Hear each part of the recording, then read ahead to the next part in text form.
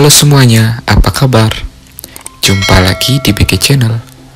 Pada kesempatan hari ini, kita akan mempelajari materi tema 1, sub 1, pembelajaran 2. Pada pembelajaran 2, mata pelajaran yang dibahas adalah SPDP, IPA, dan Bahasa Indonesia. Untuk tujuan pembelajaran hari ini, bisa kalian lihat pada daftar berikut.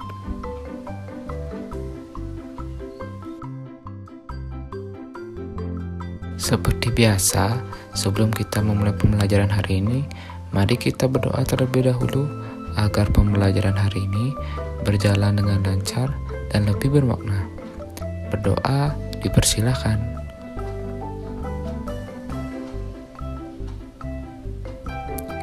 Berdoa selesai. Nah, mari kita mulai pembelajaran hari ini. Coba kamu amati dan pahami rangkaian gambar cerita berikut ini. Nah, di sana ada gambar yang berurutan dan berisi teks di bawahnya. Gambar tersebut adalah rangkaian gambar cerita. Dalam gambar tersebut terkandung rangkaian cerita. Apa itu gambar cerita? Nah, gambar cerita merupakan gambar atau serangkaian gambar-gambar yang mengandung sebuah cerita. Contoh gambar cerita adalah gambar ilustrasi. Gambar ilustrasi merupakan gambar yang mendukung isi sebuah bacaan atau teks. Gambar ilustrasi dibedakan menjadi dua macam, yakni gambar yang berupa foto dan gambar yang dibuat oleh tangan. Penggunaan gambar ilustrasi disesuaikan dengan kebutuhan dan isi bacaan atau teks. Adapun gambar ilustrasi antara lain berupa cergam, cerita bergambar.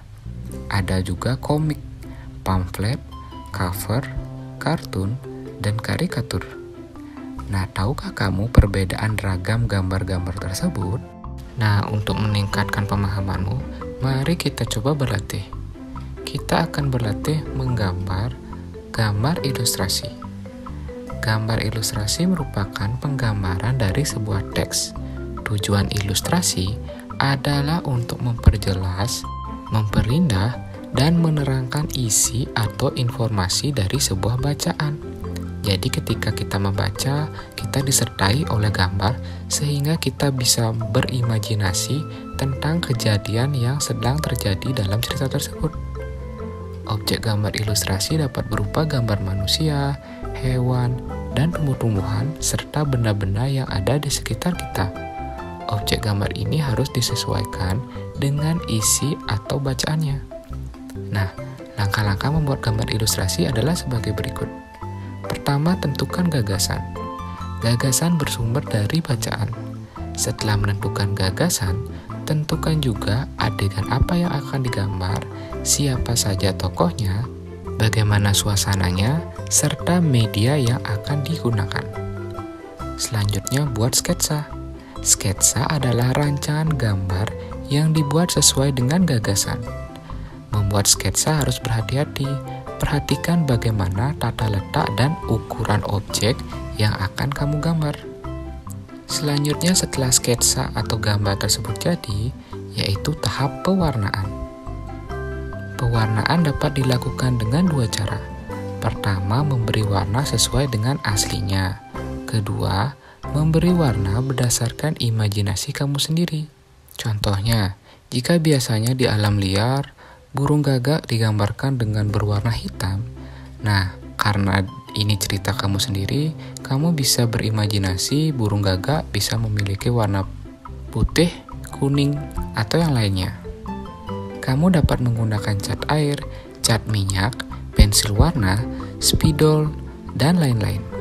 Adapun media gambar yang bisa kamu gunakan untuk menggambar adalah pertama, media alas gambar. Media alas merupakan media atau tempat untuk menuangkan gambar. Kamu dapat menggunakan kanvas, kain, kertas, atau bahkan kaca dan komputer. Nah, biasanya yang menggunakan media komputer adalah orang-orang yang sudah ahli dalam membuat gambar ilustrasi. Media ini juga berpengaruh pada pemilihan media pewarnaan yang digunakan.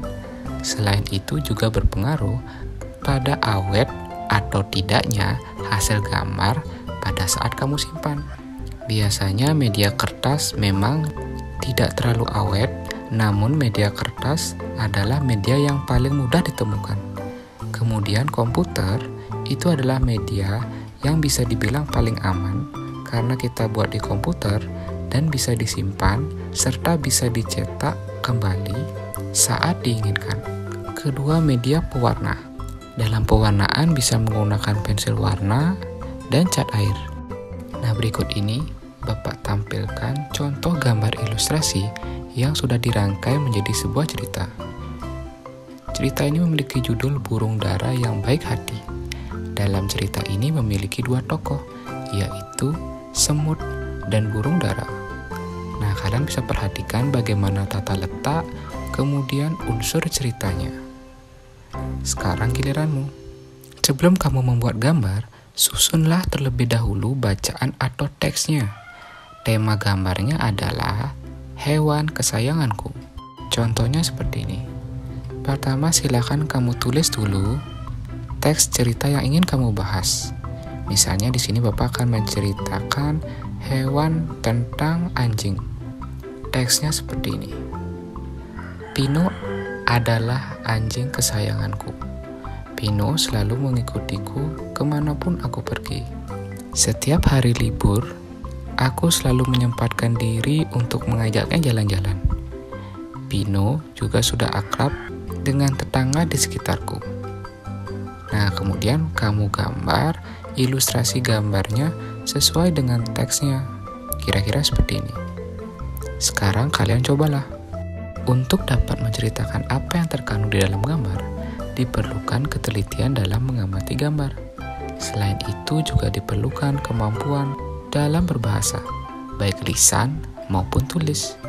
Coba ceritakan rangkaian gambar ilustrasi berikut sesuai pemahamanmu. Ingat, pemahaman setiap orang berbeda-beda. Jadi, kalian boleh berimajinasi tentang cerita pada gambar berikut.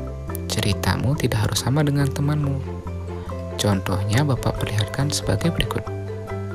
Nah, sekarang kalian cobalah. Ceritakan gambar berikut dengan cerita baru di dalam imajinasimu. Selamat mengerjakan. Sekarang kita akan melanjutkan kembali materi sebelumnya tentang organ gerak, yaitu organ gerak pada hewan. Perhatikan gambar organ gerak pada kelinci berikut ini. Salah satu organ gerak pada kelinci adalah kaki. Fungsi utama kaki pada kelinci tentu saja untuk bergerak. Kelinci bergerak dengan meloncat menggunakan kaki. Kaki belakang kelinci lebih kuat dan panjang dibandingkan dengan kaki depannya. Tahukah kamu bahwa kelinci merupakan hewan vertebrata? Hewan vertebrata adalah hewan yang bertulang belakang. Nah, di sekitarmu pasti banyak sekali hewan vertebrata selain kelinci. Coba amati dan identifikasi organ gerak hewan-hewan berikut. Bapak contohkan beberapa. Yang pertama, ikan. Nama organ gerak ikan yaitu sirip. Fungsinya untuk menjaga keseimbangan tubuhnya sehingga tidak tergantung pada arus, dan berfungsi juga untuk mendorong dan mengarahkan tubuh mereka melalui air. Yang kedua, ada katak. Alat geraknya adalah kaki. Kaki depan memiliki 4 jari dan kaki belakang memiliki 5 jari yang mempunyai selaput pada kakinya. Fungsi utamanya tentu untuk bergerak seperti melompat dan berenang. Berikutnya ada burung. Alat gerak burung yang utama adalah sayap. Fungsinya untuk menggerakkan, mengangkat dan mendorong tubuhnya di udara supaya bisa terbang. Selain itu, kadang sayapnya juga berfungsi sebagai alat keseimbangan. Nah, untuk sisanya, silakan coba kalian cari sendiri nama organ gerak hewan tersebut dan fungsinya. Selamat mengerjakan. Kamu telah mengetahui beberapa jenis hewan vertebrata beserta organ gerak dan fungsinya. Sekarang pilih salah satu hewan tersebut, kemudian buatlah model kerangkanya dengan menggunakan kertas karton. Buatlah semirip mungkin dengan bentuk aslinya. Langkah-langkah kerja kamu bisa lihat di buku temamu. Kemudian, gambarlah pola pada kertas. Buatlah pola perbagian sesuai dengan bagian-bagian tubuh hewan yang kamu pilih. Misalnya bagian kaki sendiri, bagian badan sendiri, dan lain-lain. Atau lebih mudahnya, kamu bisa memfotokopi gambar yang sudah ada.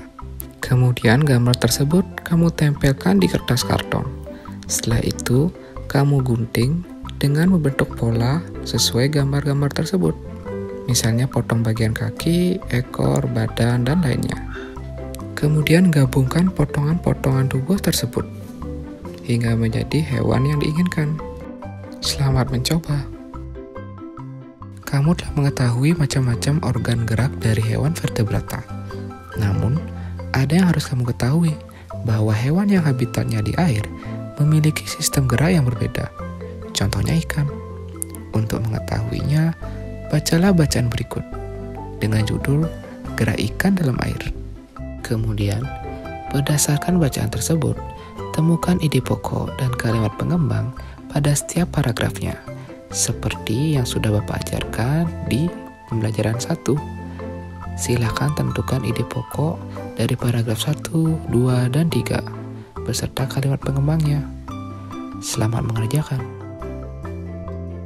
Demikian untuk pembelajaran hari ini. Bapak harap apa yang sudah Bapak ajarkan hari ini bisa kalian terima dengan baik, kalian mengerti, dan kalian resapi. Jangan lupa, jaga selalu kesehatan kalian di rumah, rajinlah belajar. Kita akan bertemu pada video pembelajaran selanjutnya. Akhir kata Bapak ucapkan, sampai jumpa.